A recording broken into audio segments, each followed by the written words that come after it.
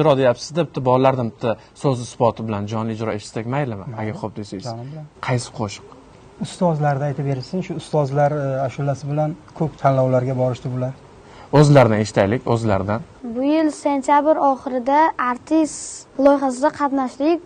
Jo'ram bilan faxrli birinchi o'rinni egalladik. Qaysi qo'shiq bilan? Ustozlar Sanobar Rahmonova qo'shig'i. Hayajon qanday bo'ldi? Bor endi hayajon. Hayajon bor, ha? Hozir qaysi qo'shiqni jonli ijroda aytib bermoqchisizlar? Ustozlarni aytamiz. Ikki kishi kuylash qiyin emasmi? Yo'q, endi nima sulh kerak-da bunda. Demak, sizlarda sulh bor. Yaxshi. Xo'p, eshitamiz. Mehr nuri yog'ar doim ko'zingizdan ustozlar, yursam deyman bu tabarruk izingizdan ustozlar. Chin insonlik kitobiga baxtu hikmat bitibsiz.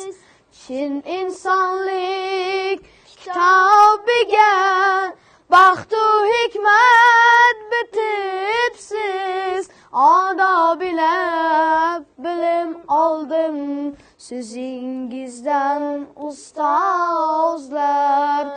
Odob ila bilim oldim so'zingizdan ustozlar. Rahmat, ajoyib ijro uchun, jonli ijro uchun minnatdorlik bildiramiz va biz o'ylaymiz 2026-yil mana shu yoshlarimiz uchun ham eng yaxshi yillardan biri bo'lsin. Katta tanlovlarda, katta musobaqalarda ishtirok etib, aynan mana shu ustoz bilan birgalikda katta asarlarni, katta kuylarni olib chiqishdan charchamanglar deb qolamiz. Bu yil sizlar uchun eng yaxshi yil bo'lsin.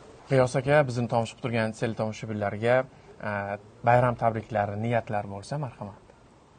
Niyatimiz dunyomiz tinch bo'lsin. Vatanimiz tinch bo'lsin. Xonadonlarimiz tinch bo'lsin. Osoyishta bo'lsin. Xalqimizni 2026-yil bilan tabriklayman. Sog' salomat bo'lishsin.